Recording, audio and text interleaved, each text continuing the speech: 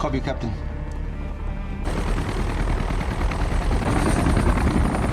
Berlatar di Timur Tengah, di mana para tentara bayaran melakukan serangan dalam perang memperebutkan minyak yang berkecamuk, sehingga para karyawan kilang minyak UTM Tiongkok yang terkepung meminta bantuan tim keamanan swasta untuk dilakukan penyelamatan. Sources tell us that police have Private security team from China has bombed oil refinery in the Middle East. Dan kita akan diperkenalkan pada tokoh utama kita yang merupakan seorang komandan keamanan swasta asal Tiongkok. Dia bernama Luo Feng yang sedang memperhatikan setengah dari foto keluarganya yang telah lama tidak dijumpainya. Di mana saat ini dia menjalankan misi penyelamatan para pekerja minyak yang terjebak dan mengawal mereka ke tempat aman menuju zona hijau bersama dengan timnya. Approaching the LZ. Sesampainya di sana, Lu Feng pun disambut oleh Profesor Cheng yang merupakan pimpinan UTM Oil yang kemudian mengantarkan kepada para karyawan yang akan mereka evakuasi. 是，大家快点。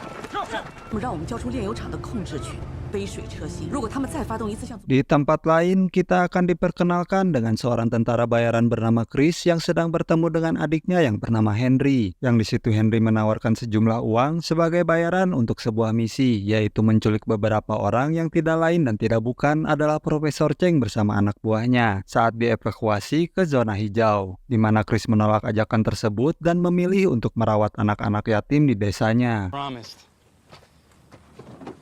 One more mission, 5 times the money. It's a big job. Moving target. Is escorting this dirtbag back to China.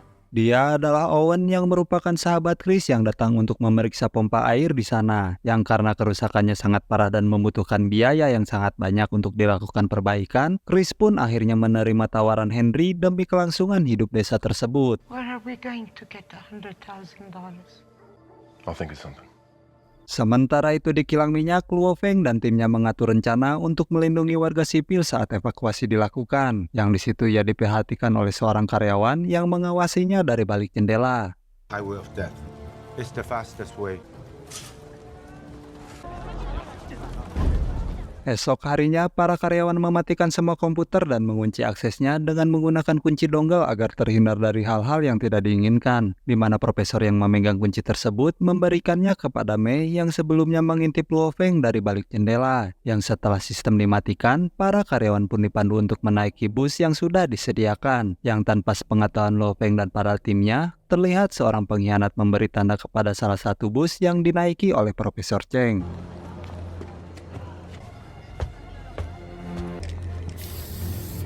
Coba! Okay, let's go.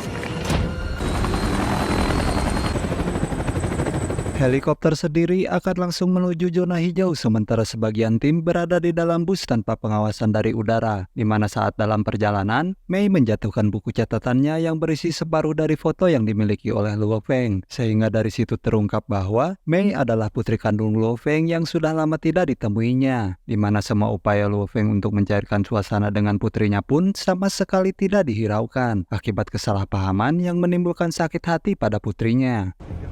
呀，比你妈还倔。你怎么那么狠心呢？我不可能原谅你。 Nanon. Kurang mata nanon.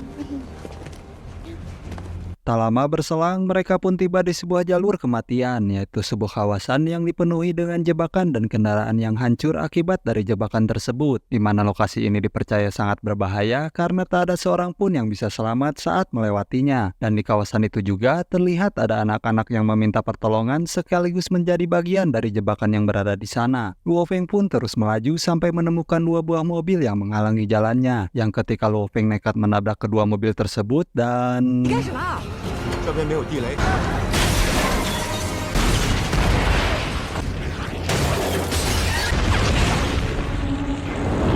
Beruntung tak ada yang terluka dalam aksi tersebut, di mana mereka terus bergerak maju tanpa menghiraukan berbagai rintangan yang menghadang. Luo Feng meyakinkan kepada Mei bahwa dirinya akan melindungi putri semata wayangnya, yang di situ Mei menjawab dengan ketus bahwa Luo Feng berada di sini untuk menjadi pahlawan dan bukan untuk melindungi keluarganya. Yang hal itu terbukti saat Luo Feng memilih untuk membela negaranya ketimbang menjaga sang istri yang sedang sekarat. 这次来，我是来保护你的。我很感谢你，是为了逞强，不是为了我。躺在医院里，他更需要你，我们也需要你。可是你为我们做了什么？ Keluar dari jalur kematian, mereka dikejutkan oleh badai pasir yang tidak ditemukan pada pemeriksaan cuaca sebelumnya. Yang hal itu menyebabkan Luo Feng kehilangan komunikasi dengan semua timnya dan mengakibatkan sinyal pada sistem mereka mengalami gangguan. Di mana Mei yang sempat menyadari sesuatu di kejauhan pun menyalahkan imajinasinya ketika apa yang dilihatnya dengan cepat menghilang. 所有队员注意，前面有下水，还没收到吗？奇怪，都失灵了。 Dan benar saja, rupanya Chris bersama Henry dan pasukannya sedang mengikuti bus yang dipimpin Luo Feng menembus badai. Dan berkat tanda yang dibuat sebelumnya, maka Chris dan pasukannya pun dengan mudah mengetahui bus yang menjadi sasaran mereka. Yang di situ kita akan diperlihatkan aksi epik dari Chris ketika menculik 2 bus tanpa disadari Luo Feng dan timnya.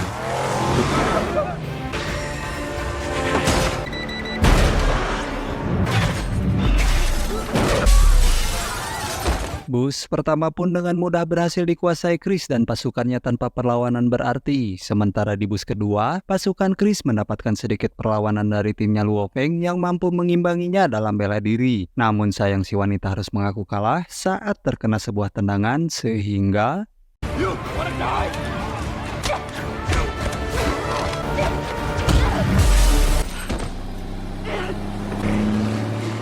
Tiba di lokasi aman, Chris terlihat marah karena orang yang mereka culik tampak seperti warga sipil. Dan di waktu yang sama, Luo Feng pun menyadari 2 kendaraan telah hilang dari rombongan mereka. Dan ia yakin badai yang baru saja ia lalui adalah badai buatan untuk menyamarkan aksi mereka. 李岩呢？走丢了2辆大巴车。自然的现象。 Helikopter pun dipanggil kembali untuk membantu dan membawa Luo Feng dan Mei untuk menyisir daerah tersebut. Yang di situ mereka menemukan bahwa musuh telah menggunakan mesin jet untuk menciptakan badai pasir tersebut. Yang setelah mengikuti jalan yang dilalui truk untuk mengangkut mesin jet tersebut, Luo Feng pun menemukan bus dan salah seorang timnya yang mengatakan bahwa orang Amerika yang berada di balik semua ini. Sementara helikopter lainnya melewati jalan yang berbeda dan menemukan mobil Chris dan pasukannya, di mana kedua belah pihak segera melepaskan tembakan, dan dengan kecerdikan Chris ia berhasil mengatur strategi dan melumpuhkan helikopter yang memburunya.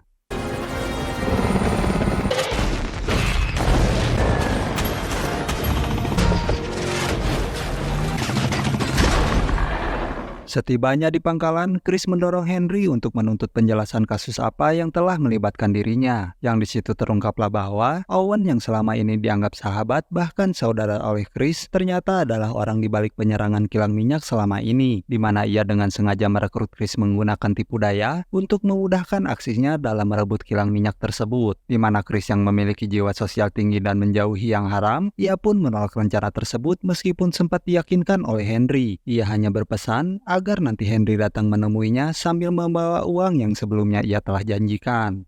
Who hired us? It's like you said. Young and desperate.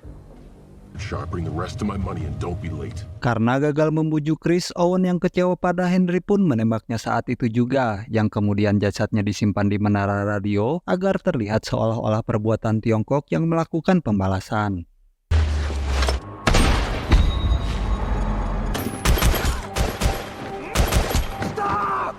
Radio tower make it look like Chinese payback, okay? Sementara itu, Luo Feng menemukan bus terakhir dan menemukan sebagian besar penumpang berada di dalamnya. Yang di situ ia menemukan 5 orang hilang, termasuk Profesor Cheng dan asistennya. Yang setelah kembali mengudara, Luo Feng melihat Chris sedang melintas dengan mobilnya. Yang setelah mempertimbangkannya, ia pun mengurungkan niatnya untuk menembak dan memutuskan untuk mengikutinya. Dan karena bahan bakarnya tak cukup, Luo Feng yang mengetahui ada desa tak jauh dari sana pun memutuskan untuk mengikutinya dengan berjalan kaki.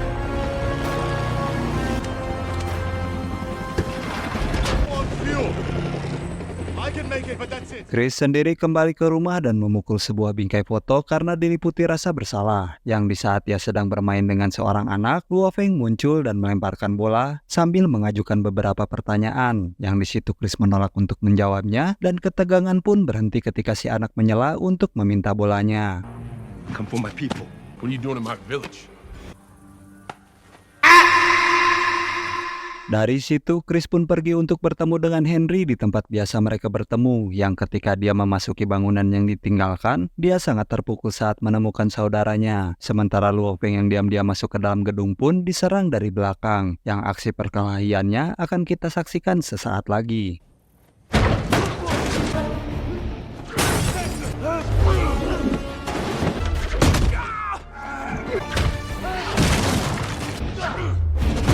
Sambil melayangkan pukulan dan tendangan, mereka saling mengajukan pertanyaan dan saling menolak untuk menjawabnya. Yang meskipun Chris mengeluarkan pisau untuk melukainya, Luo Feng mampu untuk menghentikan serangannya, di mana keduanya pun menggunakan segala cara bahkan benda-benda yang bisa mereka temukan di ruangan itu untuk menyerang satu sama lain. Yang ketika Chris hendak menggulingkan kendaraan ke arah Luo, tiba-tiba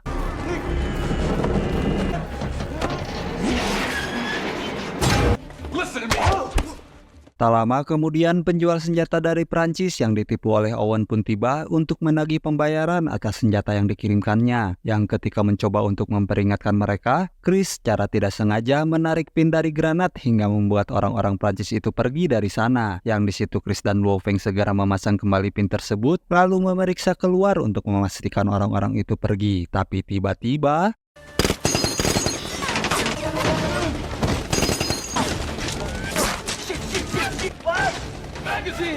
keduanya pun segera masuk dan mulai berdebat lagi untuk menemukan peluru yang tepat. Yang karena tidak bisa menemukan apa yang mereka butuhkan, Chris akhirnya membuka sebuah lubang dan meminta granat untuk dilemparkan melalui lubang tersebut. Dan setelah tembakan berhenti, Luo Feng mengambil kesempatan untuk mengeluarkan senjatanya dan bertanya lagi kepada Chris. Namun Chris dengan santainya mengajak Luo Feng memasang beberapa granat untuk menghilangkan bukti kekerasan dengan meledakkan gedung sebelum mereka pergi. Where's the ticket?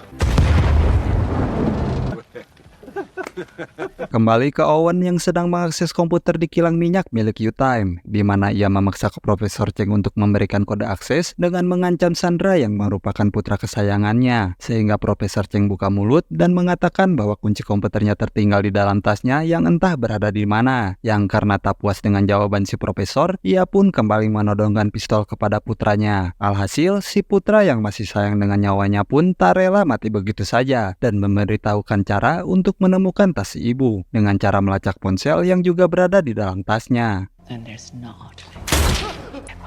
Yeah, with the codes, right? Our fault. It's in her bag. Beralih ke desa, Mei menerima panggilan dari ponsel milik Profesor Cheng dan mengangkatnya. Sementara Chris memeriksa anak-anak sambil menghiburnya. Luo Feng sendiri menghubungi timnya untuk mengkonfirmasi bahwa semua karyawan berhasil mencapai zona hijau dengan selamat. Dan setelah itu, ia pun kemudian bergabung dengan Chris yang sedang menghibur anak-anak dengan sebuah lagu dan bertingkah seperti hewan-hewan yang ada dalam lirik lagu tersebut.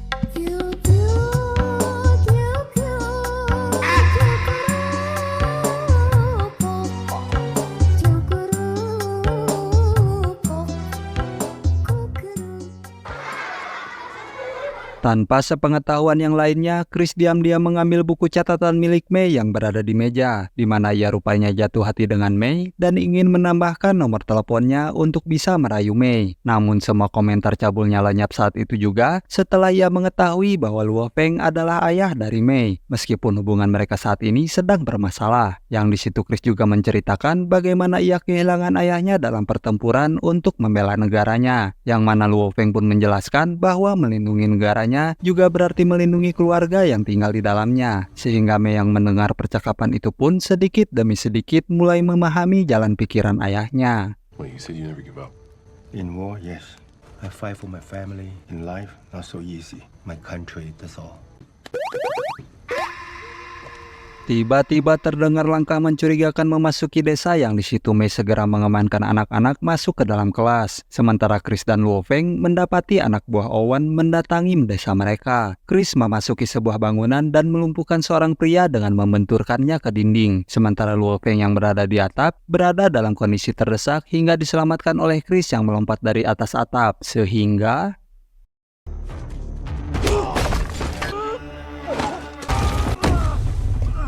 mereka segera meninggalkan gedung dan bersembunyi untuk menunggu orang berikutnya, di mana Luo Feng memberikan isyarat tangan ketika musuh mendekat, dan Chris yang menerima sinyal itu pun dengan cepat menyergap musuhnya.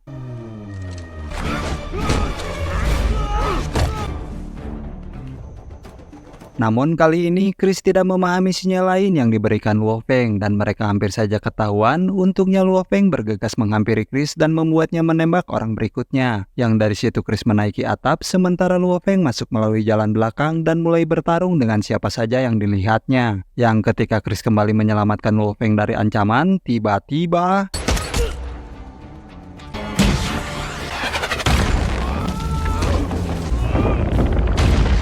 Sadar dengan apa yang pasukan Owen cari, ia pun segera mencari Mei dan mengambil ponsel milik Profesor Cheng dan membawanya ke anak buah Owen. Sementara penduduk desa yang merasa terancam pun keluar untuk membantu mempertahankan rumah mereka. Sehingga untuk menghindari pertumpahan darah, Chris pun mengabulkan permintaan anak buah Owen dengan memberikan tas milik Profesor Cheng kepada mereka tanpa menghiraukan perkataan Mei.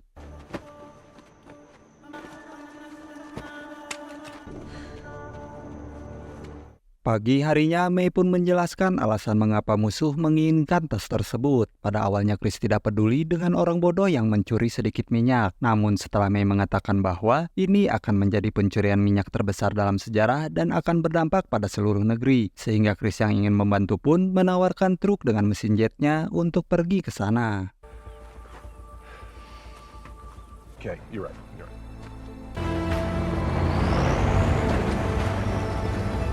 Beralih ke Owen yang sudah mendapatkan tas yang dicarinya, di mana Profesor Cheng segera mengaktifkan komputer untuk menyelamatkan putranya. Minyak mulai mengalir melalui pipa-pipa dan mencapai beberapa kapal tanker. Yang ketika Chris dan Luo Feng sampai di sana, para penjaga melepaskan tembakan dan bahkan menembakkan roket untuk menghabisi mereka berdua. Namun berkat kepiawaian Chris dalam mengemudi, ia mampu menghindari semua rintangan yang dilaluinya. Yang ketika sebuah truk minyak menghalangi jalannya, tiba-tiba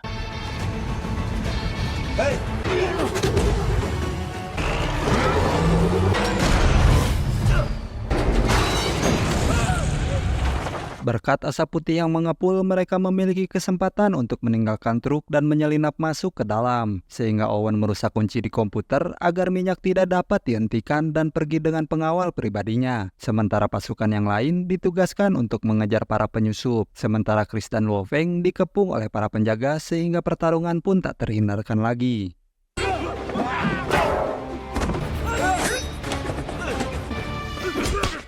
Untungnya, keduanya sangat ahli dalam mempertahankan diri, yang ketika Luo Feng hampir terjatuh saat menghindari serangan, Chris mendorongnya kembali dengan menggunakan pipa, lalu memukul beberapa orang sebelum membawa Luo Feng menyeberang ke tempat lain, yang kemudian Chris dan Luo Feng berpencar dan terus melumpuhkan orang-orang sampai akhirnya berhasil masuk ke dalam gedung utama.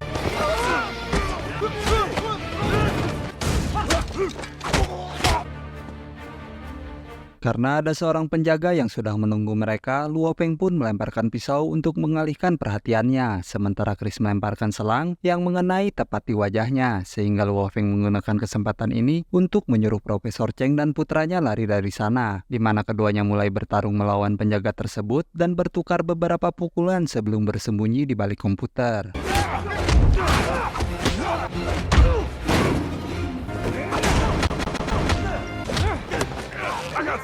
Meskipun situasinya lagi tegang, mereka masih sempat-sempatnya berbagi senjata dan melakukan pertukaran yang salah, sehingga Luo Feng harus berguling dan hampir tertembak dalam prosesnya. Sempat terjadi adu tembak antara Chris dan si penjaga, namun setelah beberapa tembakan, Chris kehabisan peluru dan untungnya ia dapat membuat rencana dan mulai berbicara untuk mengalihkan perhatian, sehingga Luo Feng dapat menyelinap dan melompat ke arah pria itu sehingga si penjaga terdorong ke sebuah jendela di belakangnya. You out of bullets.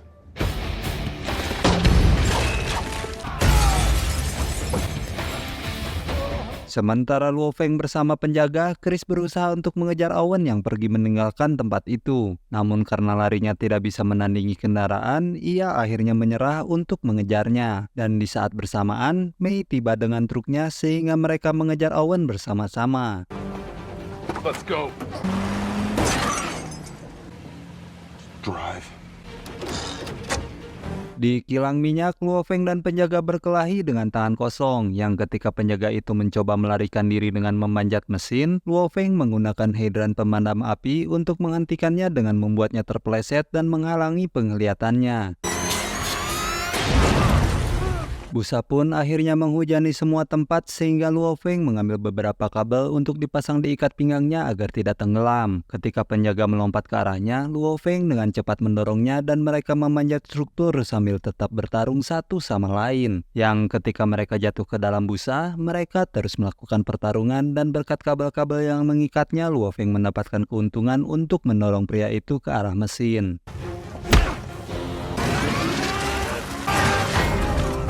Sementara itu di jalan, Owen melepaskan beberapa tembakan dan Chris membalasnya hingga musuh kehabisan peluru. Yang di situ Owen keluar dari jalan karena mengira truk tua Chris tidak akan mampu bertahan melewati gurun. Yang hal itu terlihat ketika May mampu melewati bukit pertama tanpa ada kendala. Tetapi di bukit kedua, Chris yang mengetahui kapasitas mobilnya sampai sejauh manapun menghentikan si May agar tidak melewati bukit tersebut. Namun dengan percaya dirinya, si May menginjak gas dalam-dalam dan...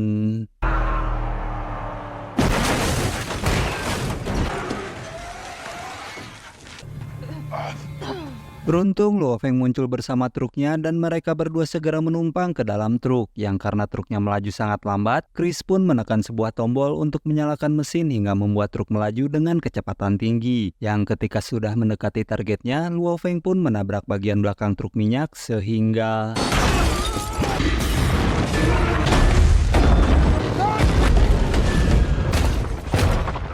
Meskipun pengemudinya tewas di tempat, tetapi Owen berhasil selamat dan hanya menderita luka ringan. Sempat merasa putus asa, Owen pun menawarkan sejumlah uang kepada Chris, namun karena tawarannya ditolak, sehingga ia pun melarikan diri dan berusaha dikejar oleh Luo Feng. Yang karena tangki truknya bocor dan mengakibatkan lumpur, sehingga Chris memberikan arahan untuk mengoperasikan truk dengan optimal. Outrigger's out.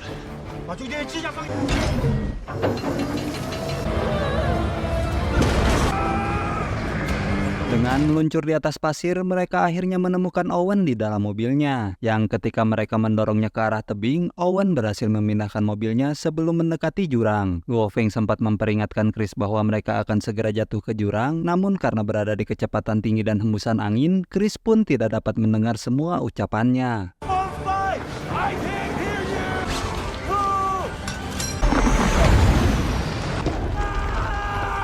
Meskipun selamat, namun mereka belum aman karena rupanya tali yang mengikat mereka terhubung ke mobil Owen. Dan di saat Owen menyadarinya, ia pun memutuskan untuk membawa mereka jatuh bersamanya.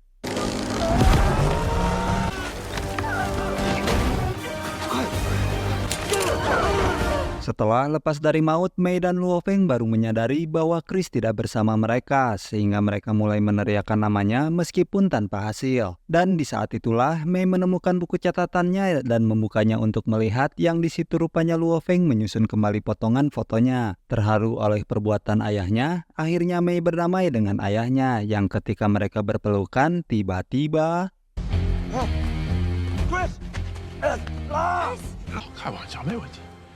Pertengkaran itu pun berakhir ketika mereka menyadari bahwa mereka terjebak di sana, di mana Luo Feng terpikirkan sebuah ide cemerlang, yaitu dengan cara... I have an idea. Really? This is your great idea. Sementara itu, tim Luo Feng mengepung kapal-kapal yang mencuri minyak dan menangkap semua orang yang terlibat. Dan beberapa saat kemudian, ketiganya diselamatkan dan mereka kembali ke desa, di mana mereka memperbaiki pompa dan berhasil mendapatkan air, di mana perayaan tersebut terganggu oleh tim yang mengumumkan bahwa mereka memiliki misi baru dan Luo Feng mengundang Chris untuk bergabung dengan mereka. Tamat, dan sampai jumpa di alur cerita film selanjutnya.